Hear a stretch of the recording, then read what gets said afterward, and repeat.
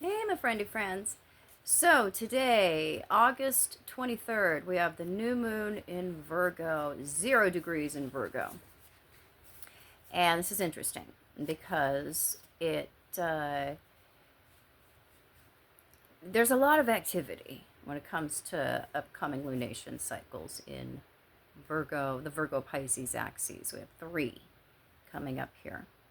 So this is the first. This is the opening to what is going to complete or be a series of dominoes that kind of wrap up September 21st, because we will have another new moon partial solar eclipse in Virgo at 29 degrees. So we have this new moon in Virgo at 0 degrees, and then we've got the upcoming full moon at 15 degrees in Pisces, and then that leads us to another new moon in Virgo at that anaretic degree, at 29th degree. Things are interesting when they happen at the 29th degree because it does signal the end of a cycle, completion. So we have this opening to quite a lot of straightening out that's going to happen over the course of the next weeks, because that's the theme of this Virgo business, straightening ourselves out, becoming more clear, remembering our common sense, getting ourselves grounded so we are collectively coming out of this more long-term feeling of being caught up in something crazy, being caught up in something that makes it difficult to discern or balance, or to correctly ascertain what's going on around us. See, this is really the beginning of the end of a wave of confusion that we associate with the Virgo Pisces axes, of clarity or confusion. So we have got quite a lot going on in terms of inner planets connected to this. That's why it's got quite a bit of a punch to it. We have the minor grand trine of the outer planets, the social and political planets, the planets that signal the changing of eras, um, social structures, the common stories that circulate among us.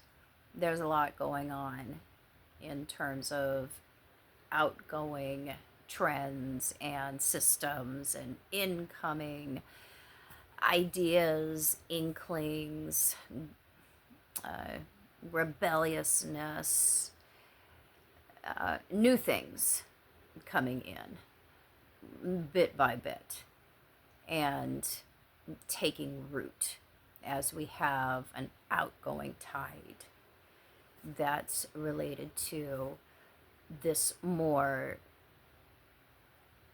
years long feeling of confusion or disintegration. What happens in the sign of Virgo? What are we concerned with in Virgo? Getting it right. We don't want any wrinkles when we're talking about Virgo. We want that the straight corners,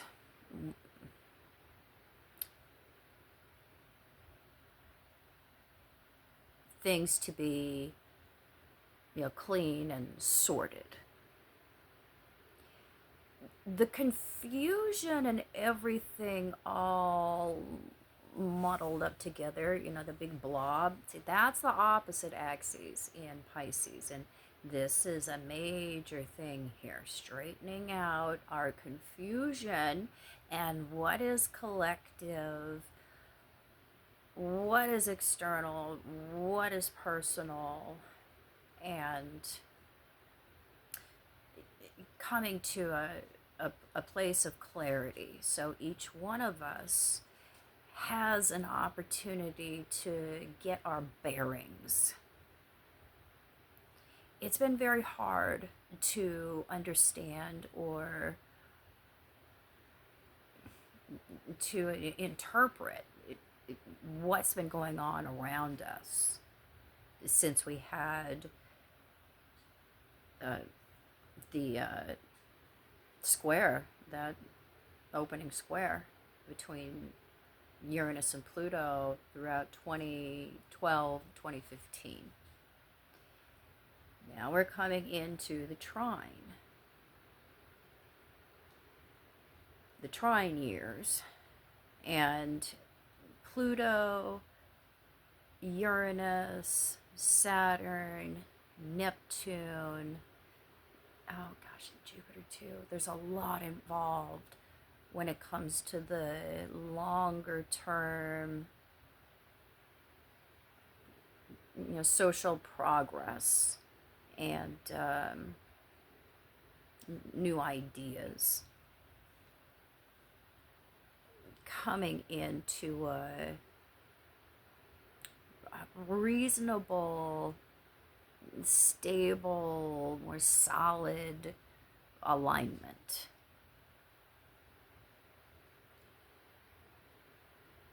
So it is a moment, a collective moment of clarity that we get to share. And it gives us a chance to look at what is working. This is the benefit of that minor grand trine, because things are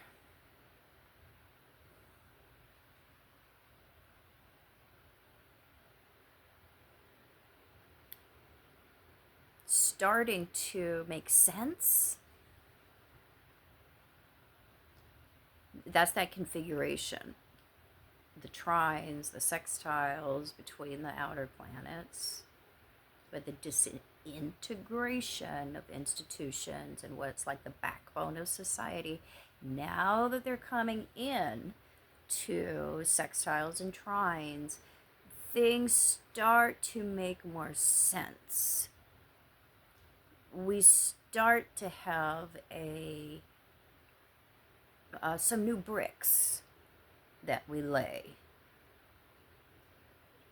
new foundations are starting to come into our imagination.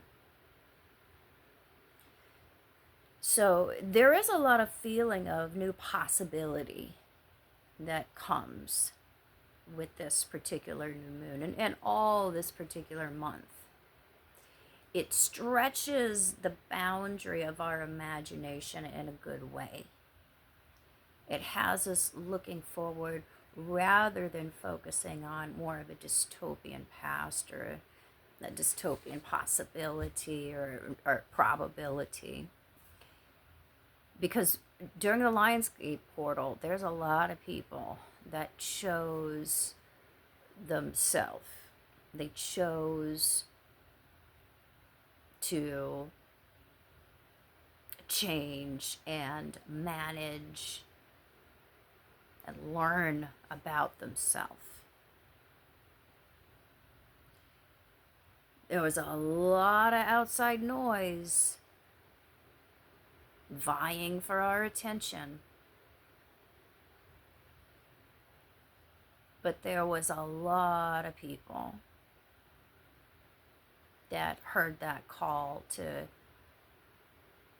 more spiritual or collective action and decided to respond to that. So there is a wave of possibility, a wave of levity that comes in. The Jupiter is infusing to things. Uranus is bringing into the mix.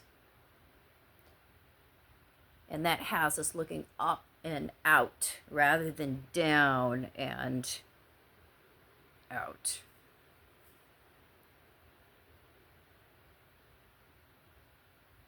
So the social planets are showing the big collective movements among the world and cultures.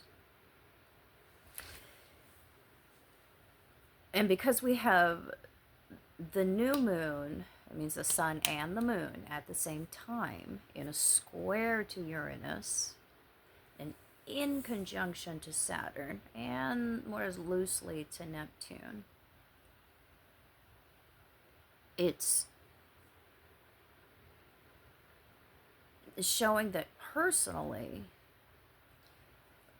both our active and passive sides, both also what's male and female, or right and left, or day and night, those oppositional forces within ourselves and within our archetypal world. That's also very much involved in this lesson of release, progress going into the unknown, rebelliousness, being willing to go the distance on our own. What is it to really be independent? What does it really mean to be the outlier? And those are all hard aspect to Uranus themes.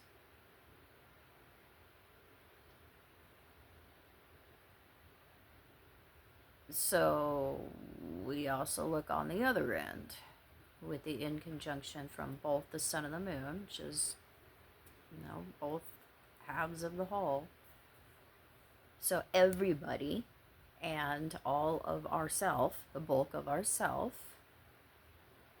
is also involved in this big rebalancing when it comes to our personal responsibility, the individuation process, all the boring stuff that has to do with Saturn. The things that we like to espouse and we like to, show up as, but to really embrace Saturn and to really do the hard work that Saturn is asking you to do, a lot of that happens internally or behind the scenes. It happens when no one's looking.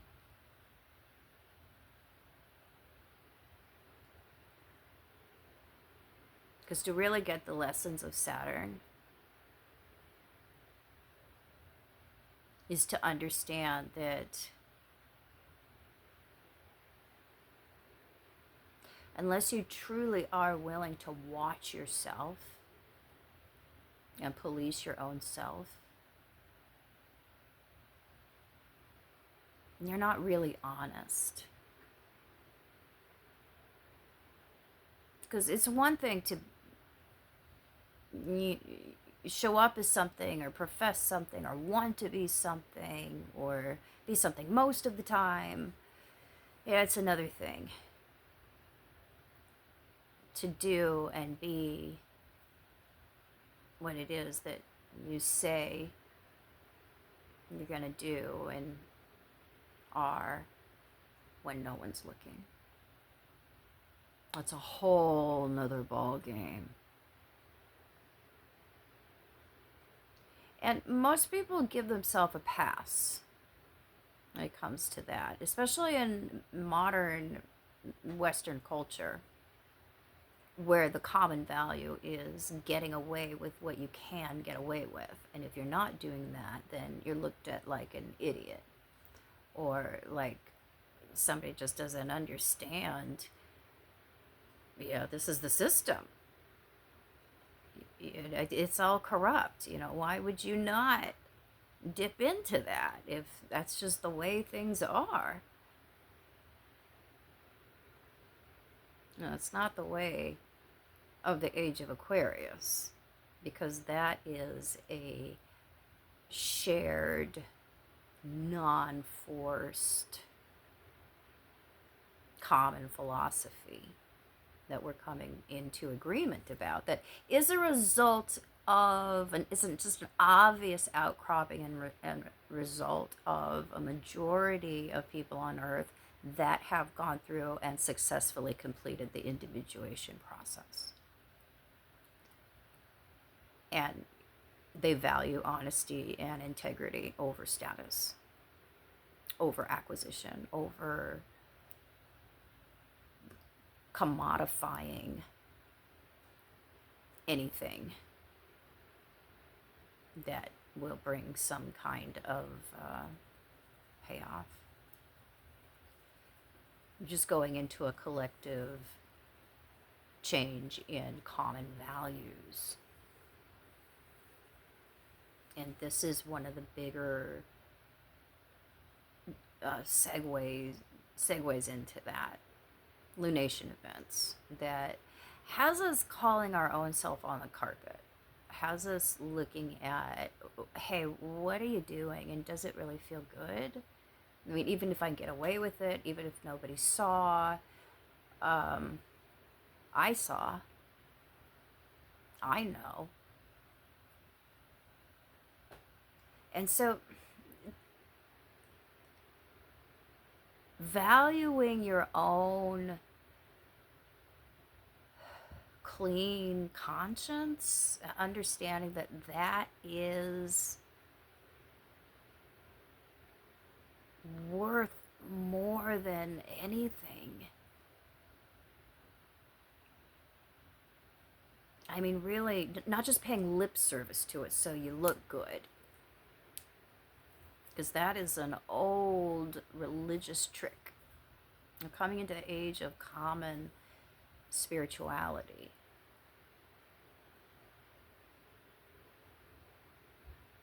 Not the kind that any one organization owns or any one person can deliver.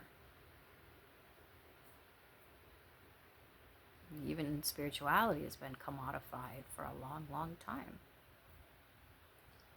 And it's going to be messy because we aren't going to have organizations, institutions, and defining sex, SECTS, to guide us as we go into the age of Aquarius. Because we come to understand the difference between religion and spirituality.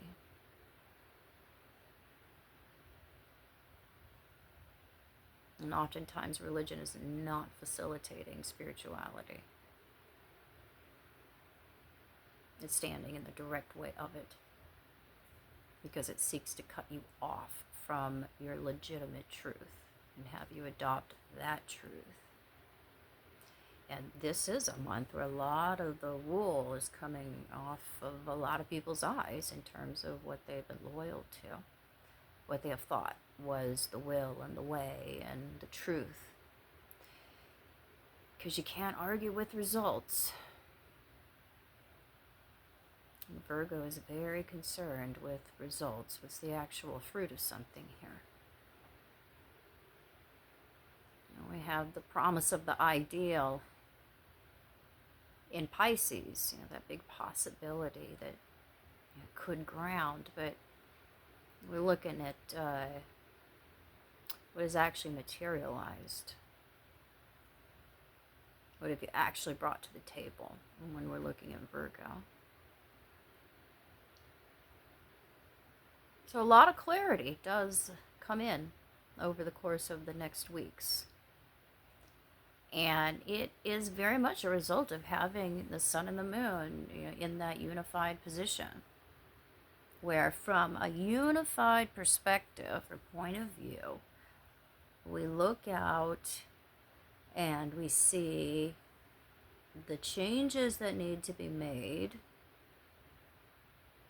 the resistance that we need to lean into with the square from the sun and moon to Uranus, and then look over the in conjunction to Saturn from the sun and the moon, from this place of clarified, unified wholeness. And we look at, what do I really owe? What am I really loyal to or committed to, and why? Because sometimes stopping midstream makes sense. That's the mature thing.